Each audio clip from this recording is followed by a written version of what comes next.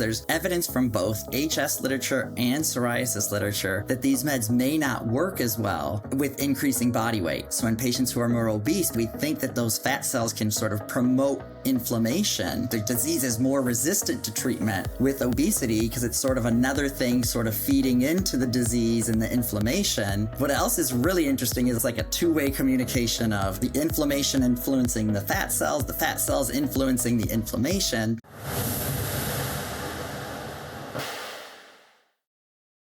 Dr. Dave Louie, thank you so much for joining us again today. Oh, it's my pleasure. Thanks for having me. Always happy to talk. Always happy to talk about HS. I love the fact that you are so willing to not only talk about hidradenitis suppurativa, but I think one of the most, and I'll make sure to link up your other episodes because you've been on the show a number of times now, but I think you've provided so many people too with the opportunity to be able to advocate for themselves better at the doctors. So I appreciate you so much for always making the time and space to speak to those who either have HS and know that they have it, right, because they got diagnosed, or maybe even those who are kind of at the beginning of their journey. They think they might have this, but aren't quite sure, don't have a diagnosis yet. I just really appreciate you for that. Oh, my pleasure. My pleasure. And thank you for creating a space where we can do this. Because like you said, HS is such an interesting disease in the sense that there are a lot of undiagnosed people, and you can actually pretty accurately diagnose it yourself. It's not a hard diagnosis to make. It's just finding a doctor or a healthcare provider who's heard of it and knows what it is. So I say these platforms are great for those people who are like, oh my gosh, I've been seeing someone for this and I don't know what I have. It's really, really important to get the message out any way we can because there's just such a lack of awareness. There is. And I thought your suggestion of what we should talk about today is so timely, because everybody has been talking about GLP-1 medications like Ozempic, and I did not know that this has actually been looked at as a potential helper. I don't know if treatment is the right way to describe it, but maybe a helper in the treatment management of HS. So do you want to talk a little bit about maybe how this came to be, why it might be a good idea, just like kind of a general overview of like, why would you want to consider using a GLP-1 if you're struggling with HS? I would love to. And like you said, I'm glad we actually have some data and some people have taken that step to look at HS and GLP-1s and kind of start to figure out the role they play. It makes sense because we know that when we look at the population, HS is often associated with being overweight or obese. But I say when we look at the population, because we both know not everyone with HS is obese, not everyone is overweight, and it can actually be kind of alienating to people or stigmatizing if they aren't. And then everyone talks about it being this like disease of people who are overweight, and I don't fit that picture. And that was me. I was not overweight at all, and I had HS. Right. And all of a sudden you start trying to learn things and read things. You're like, well, I'm not fitting this picture. Am I sure I have this? But it's just sometimes the messaging of these things gets mixed up where it's like, well, yeah, the two do go together more often than they don't. But that doesn't mean it's a rule. That doesn't mean it's everybody. So, and then there's other studies that show for people who are obese or overweight, weight loss can sometimes help the HS. Now, it's not always super reliable, but it can help, which kind of makes sense because we know that, obesity is sort of a pro-inflammatory state. So anything to bring the inflammation down. But what's really cool with the GLP-1s is that we're actually learning that it's not just the effect that they have on weight loss. They actually do impact those inflammatory pathways. So they might be sort of directly treating the HS, not just through the weight loss. Well, I was fascinated so first of all, you suggested this because I did not suggest this. And I was like, oh, I don't know. Let me look this up.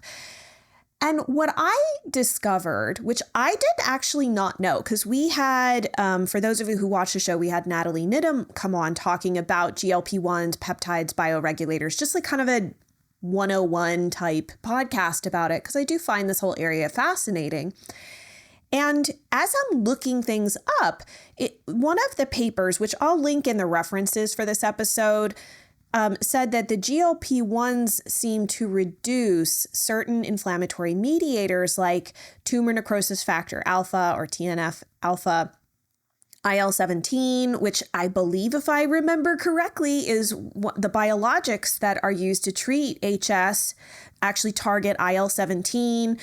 I thought that was fascinating because I didn't actually know that was one. I thought that it was more on the weight loss side and making you less hungry and all of those things, but I didn't realize it could reduce these inflammatory reactions happening under the surface. Same here. I thought the exact same thing when I started looking into this topic because it kind of started coming up. Patients are like, should I go on a GLP-1? Would that help my HS? And I thought the same thing, like, oh yeah, weight loss. But then you're right. There's this data that shows it doesn't just affect your stomach and your GI tract and your brain, making you feel less hungry and slowing down transportation, but it actually affects the immune system, which is fascinating and really interesting and kind of opens up these new doors. Because like you said, those are the targets of our biologics, TNF and IL-17. So if these GLP-1s can produce them too, that's really fascinating. This episode is brought to you by my skincare line, DermaQuell. The beauty of these skincare products are that they are especially crafted for those struggling with chronic skin rash issues based on my research and clinical experience from my private practice. They focus on organic ingredients that are clean like zinc, aloe, and hemp oil that support and calm rashed, dry, angry skin. There's no unnecessary chemicals or additives that can further dry out your skin or mess with your hormones. And I'm so excited for you to add these creams into your routine. Check them out at quellshop.com and use the coupon code GET15OFF to get 15% off your first order. I'll put a link in the description below. And now let's jump back to the video. It also, and this is just me kind of like noodling in my head as we're talking, it makes me also wonder then, let's just say the picture of being overweight or obese, is that potentially, like, I think a lot of times we go, oh, well, I think there's that simplistic view of like, we've overeaten and it's excess calories being stored. And okay, on one hand, yes, there is truth to that. But most things are not black and white. There can be multiple things true at the same time.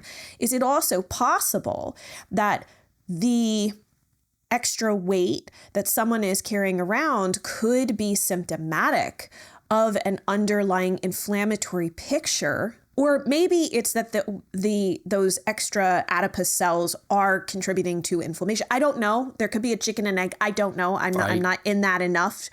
I'm not an immunologist, but it is really fascinating that it actually helps reduce. So have you any thoughts on, with that being said, like I guess have experience now using some of these biologic meds, right, to help treat HS.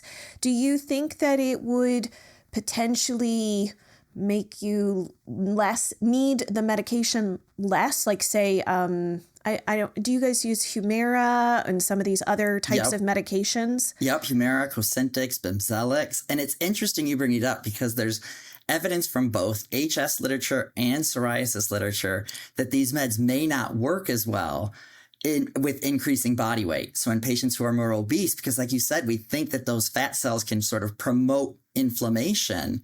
And so the medications the disease is more resistant to treatment with obesity because it's sort of another thing sort of feeding into the disease and the inflammation.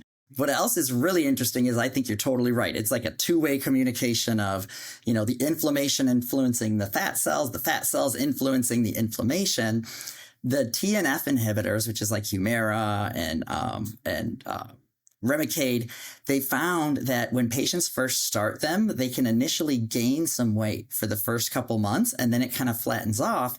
And they found that the body uses the TNF alpha that it blocks to catabolize and break down fat. So it's actually a little harder to break down fat when you're blocking that TNF alpha. And like I said, it's not like a steady progressive one. It kind of goes up a little and stabilizes. So then these really great researchers did a study in psoriasis where they put people on the drug, but they also put them on the Mediterranean diet, and they didn't gain weight. Their cholesterol improved, their BMI improved, their waist circumference improved, and their psoriasis responded better to the treatments. Because again, it's that idea of like, all right, well, maybe that weight loss or inhibiting or just healthier diet is going to help everything work better. It is fascinating how this specifically, I think all skin conditions could benefit for the most part from having a more integrated approach to how you address things. I understand, that being said, that not everybody wants to do that. So you do, I'm a big fan of, look, you do you, just understand the consequences of the choices we all make individually. Yep. But I think with HS, we were talking about this earlier, just how devastating of a condition this is, because once you get to like the Hurley stage 2, Hurley stage 3, so more advanced stages, you can't really come back from the damage. Can you speak a little bit just to that? Because I think sometimes I find people are well-meaning. They really want to try natural things, or they kind of feel like, oh, well, this is just, I get these flare-ups every so many weeks, right? Maybe it's every 6 weeks, maybe it's every 8 weeks or whatever. But the problem is what we don't see is the inch forward of progression of disease. So can you just speak a little bit to that? Because I think that helps underscore why this could be a helpful option to prevent that with HS. Yes, and I'm glad you asked, because that's such a big, important topic in HS right now. And when we speak to dermatologists who take care of it, other physicians, other healthcare providers, we are really saying, we call it sort of this window of opportunity. We need to start treatment earlier because, like you said, it leads to permanent damage, tunnels, scarring. And we know that the actual disease sort of changes. Once you start to get those tunnels, the inflammation around them is almost like its own inflammation factory after that. And medications don't work as well. A lot of times you need surgery for that. So we're really saying we need to diagnose it early and get it under control before that happens. Sometimes we compare it to acne, where as soon as I see scars from your acne, I'm like, we need Accutane, isotretinoin. We need to like turn this off. It's causing damage. And so we need to really be more thoughtful of that with HS. Like we need to shut this down as soon as possible so that it doesn't progress and get worse. And, it may still, even in spite of treatment, but that's our best opportunity to really turn it off, is like intervening early, which is why it's so important to get the diagnosis early, get effective treatments on board early, which is a big push that I think is going to have huge benefits for patients. Like I dream of the day when no one needs HS surgery because we get it under control before any tunnels form. That would be ideal. I don't think any patient, I mean, I can't speak to it because I was just stage 1, and long story short, I'll link up to it, but I had laser hair removal and that stopped it in its tracks. And I'm so deeply grateful to the person who told me about that, because my doctor never gave me that option. And I wish I knew about it early. But if you progress, that's no longer an option for you. Right. And if you look at photos, it's hard to look at photos. And I would imagine that the patients who are in Hurley stage 2 or Hurley stage 3 wish that they were not there and they didn't have to have all these surgeries and procedures. I would imagine it's really hard on quality of life for a number of levels. So being that GLP-1s could possibly maybe be an option, what have you seen in the research or just in your experience, if you've had any? Because again, I think we should also be very clear. GLP-1s are a little tricky to get covered by insurance at this point in time because they're not like a treatment option for HS. So we can talk a little bit about that. But how have you seen GLP-1s maybe tangentially help HS? Yes. And that's a very good way to phrase it, because so far we have 2 studies. They're small. One had 14 patients, one had 30 patients. And in both studies, the one with 30, all the patients were on HS treatment, and then they added on a GLP-1. In the one with 14, almost all of them, like 78%, were on treatment for their HS. So it was definitely not like a study looking at it for HS. It was more like, let's give it to some patients with HS and see what happens. they both did see improvements. In the study with 14 patients, they looked at sort of their HS severity got better and their quality of life that they measured through one of the tools got better.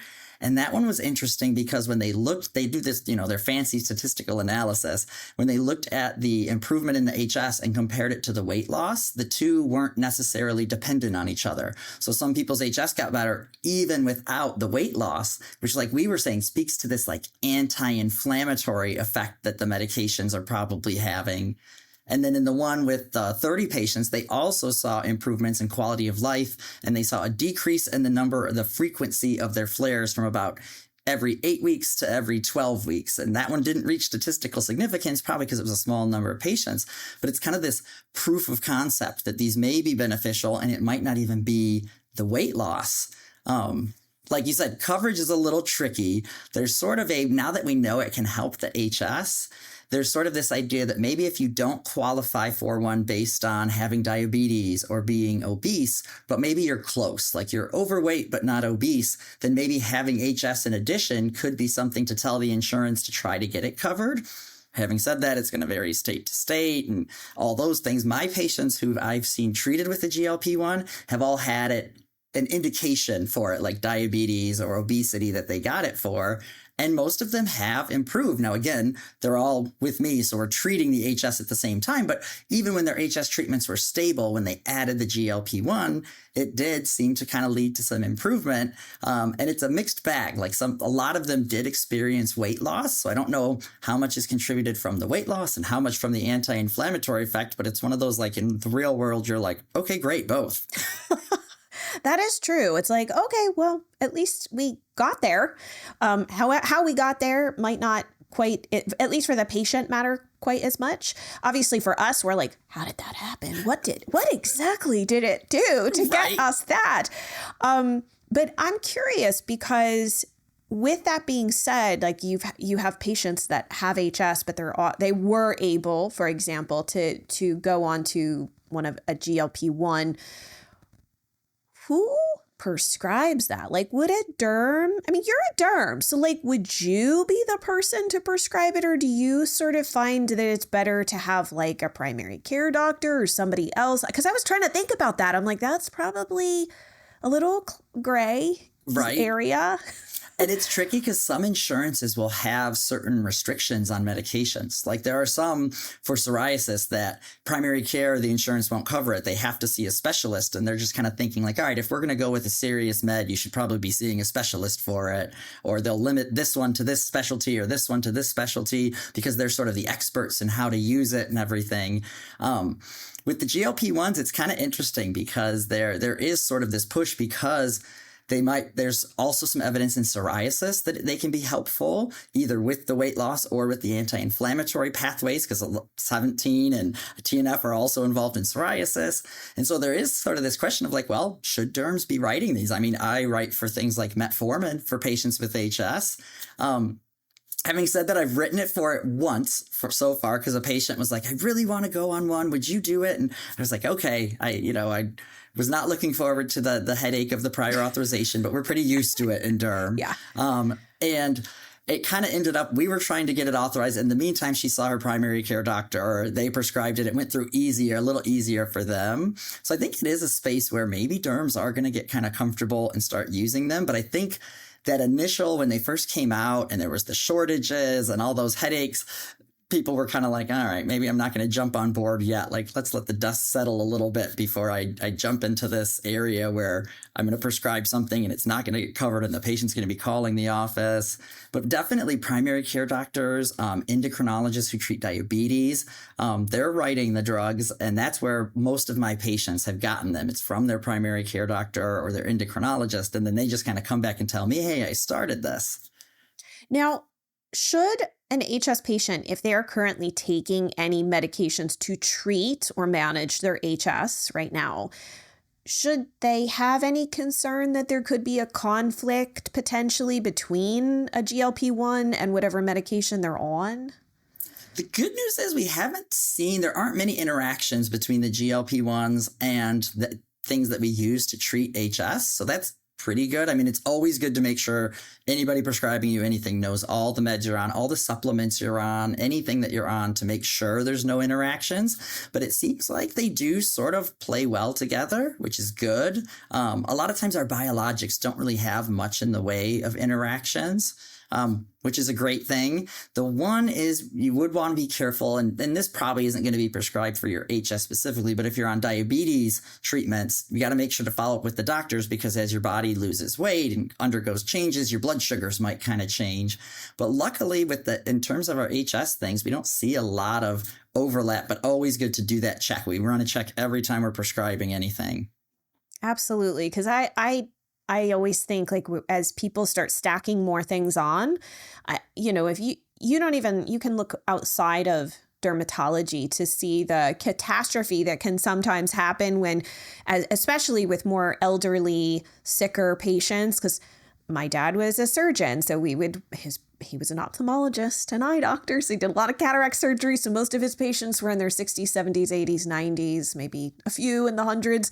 And a lot of times they had so much medication that, like, now all of a sudden, like, certain things were conflicting with one another and they're starting to have issues. So I always think that's an important thing to consider. Like, is there any possible thing that somebody needs to ask about? Because they ask me, they write into my support team and they're like, have you heard of this medication? Is there anything I should worry about? And I'm like, that's a good conversation to have with your doctor, because it's important to really talk through these things. Absolutely. There's even been some studies that show in elderly patients, each time you add a medication, it increases the risk of death, because, like you said, there's interactions, there's complications. It can add to the confusion, and they might not take their pills the right way because they're, like, oh, was this one twice a day or once a day, once a week? So it just, which makes sense. Like, sometimes I send people home with like a few creams, and I'm very clear to put on the labels, like what goes where. Because as soon as you get home, you're like,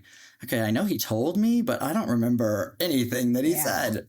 Yeah, it's really important to, and if you're not clear, call your doctor or put a message through the portal. Yes. Because it is very easy, like you said, to get home and go, wait, did he say this or that? I'm not quite sure. And then you're either taking a medication too much or too little, or there's an issue. Yeah. I wanted to ask you also, too, because I think this is an important conversation. When I we did the kind of GLP-1 101 podcast, we talked a lot about the need for finding balance with these, that they shouldn't necessarily be looked at as like, they're kind of, interestingly, I hate to use this term, but they're kind of similar to like a silver bullet-ish. Right. I mean, they have some downsides. There's definitely some problems with them and side effects that can be serious enough that you would have to stop the medication. Mm-hmm. And medical complications that can be quite serious. In the ideal world, so if you're talking to an HS patient who's like, hey, look, my disease seems to be progressing. I'm getting close, into maybe early stage 2. We're having flare-ups happen more frequently and more severely. Ideally, if they came to you and possibly wanted to add on a GLP-1, what would you recommend from a more, what would be an ideal path forward for them that might look at different facets to help them with their overall health that would also help the HS?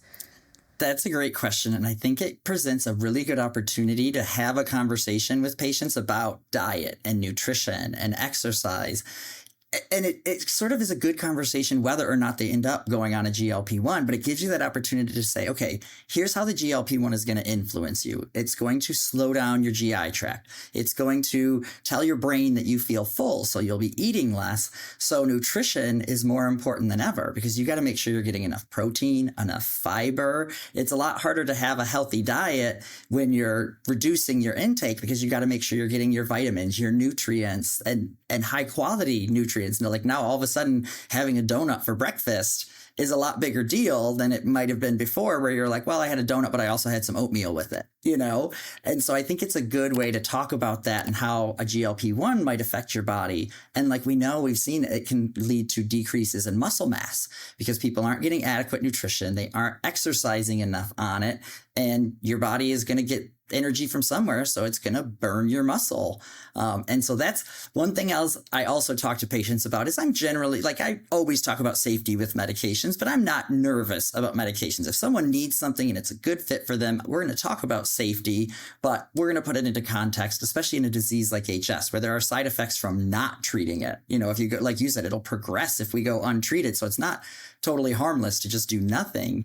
But with the GLP-1s, I'm optimistic, but a little cautious. I am a little nervous to see, you know, what are the long-term side effects? And there's even this question of like, are you on this forever? Do you ever come off these medications? And what happens when you do? And we still need to learn more about that. Like, does it lead to behavior change that helps you to maintain the weight that you've lost? Or without the medication, like you said, if it is sort of a silver bullet, then you get rid of the silver bullet, things go right back to normal. So I think we still have a lot to learn, but I'm cautiously excited. We're seeing benefits. And something like HS, it's interesting because there might even be more of a case for sort of using it on and off. You know, if you're going for diabetes or for weight loss, there may still be a case that, all right, let's, you know, taper off and see how you do without it. But with HS especially, it's like, well, if your HS improves, then maybe when we stop it, the other medications you're on will keep it under control. Yeah. So there's still a lot to know about it. But yeah, I like to use that as sort of a conversation with patients about what does your diet and nutrition look like now? What does it need to be on a GLP-1? Which then kind of makes the connection of, I guess I should also just be eating healthy no matter what. I should be worried about my intake no matter whether I go on this medication or not. Yeah, because what we don't ideally want, and I think you had shared this with me earlier, was that no one wants to make a devil's bargain where you did one thing, but you don't realize down the road that either you're not going to be able to stop something, you're not going to be able to get off of something. I mean, even patients worry, well, what happens if I want to get off of this medication? It's not specific to GLP-1s. You had told me they even ask you that question before they start like a more serious, like a biologic medication. And that is a very reasonable question to ask. And so I don't know if anybody cares. I don't think they do because they're watching the Healthy Skin Show and they've invested a significant amount of time in watching. But my personal thought would be that if you're going to say yes to a GLP-1, you should also, on the other hand, right, it's a scale. You should also be willing to say yes to the diet and lifestyle changes that would help you overall maintain a much better quality of life. And that if you want to get off of it, that hopefully it will set you up for success.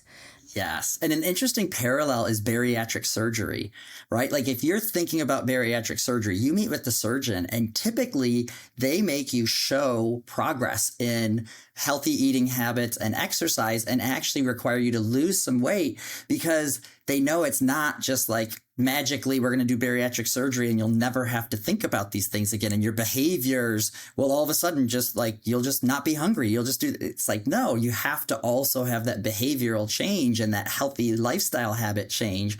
And we don't really see that with the GLP-1s. It's not like, okay, well, you need to, make some changes first and then we can add it on. So it's interesting sort of the differences between the two where you go, all right, for this one, we kind of make you, get ready for it so that after the surgery, you've got the skills and you've already practiced. But with GLP-1s, we don't. We just kind of give it to you and say, here you go. Yeah, and I did try and find research to see what would happen in those with HS if they came off. Like there is nothing about what happens if you then stop the GLP-1. Do does the severity of HS increase? Do the lesions flare up, in a shorter period of time? There's no research on that right now. There might be some in the works. I don't know. But I do want to be very honest with people about that so that you should ask that question. You might get an I don't know right now, and that would be honest. The one thing I thought was fascinating about the one study that we were discussing, and I'll put the link into the show notes, was that the 30 people who had HS, I don't know if this helps anybody, because again, the studies are all small. So we do have to take it with a grain of salt because they're small, but they were mostly women who were in that study. And most of them they were in early stages 2 and 3. So I think that's good feedback to just consider that that's who the research has basically been done on.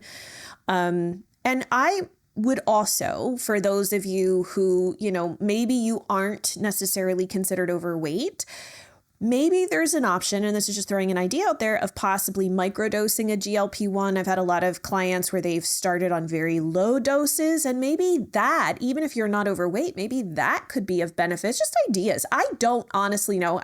I don't prescribe anything. I'm not a doctor, but I do think that, like you shared, Dr. Dave Louie, over and over again, because you have so much empathy for these patients and these people who are struggling, that anything we can do to prevent them from ending up really, really like progressing and requiring surgery and all this stuff is probably something worthwhile to at least consider and have the conversation about. Exactly. We do not have a super duper effective medication for HS right now. So every bit helps, anything that has, and it's funny, you see it in the people who are like nerding into HS and everything, and the HS patients, that anything that has a potential is like, oh my gosh, let's look at it further. That's exciting. Oh my gosh, let's try that out. Let's figure this out.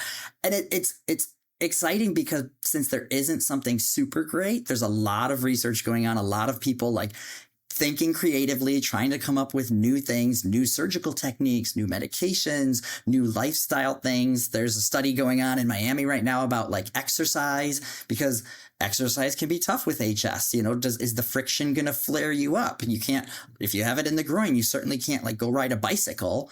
And so it's exciting. It's tough, but it's also exciting. I keep saying there's never a good time to have HS, but there's never been a better time than now also. Yeah. Well, thank you so much for coming and joining us today. I'm so glad that we got a chance to talk about this, so that hopefully if this is something that maybe somebody listening, even if it's just one person, was thinking about it, maybe now this is an opportunity for them to have a conversation with their doctor about this and consider it as an option. And it's exciting. It really, truly is. But thank you so much for being here. We'll put all your contact information in the show notes for anybody who's looking for a doctor, because you actively treat patients. My goodness, I wish that you were my doctor when I had HS. Yes, we need more experts. We're working on it. I know, but thank you so much for all that you do and for sharing your knowledge and enthusiasm for helping people who are living with this every single day. And thank you for having me and for helping get this word out to people who may need to hear it. If you enjoyed this video, you need to tune in to this video next. Then make sure to hit the subscribe button so you get notified as soon as a new episode drops. I'm excited to see you there and dive deeper with you on your skin healing journey.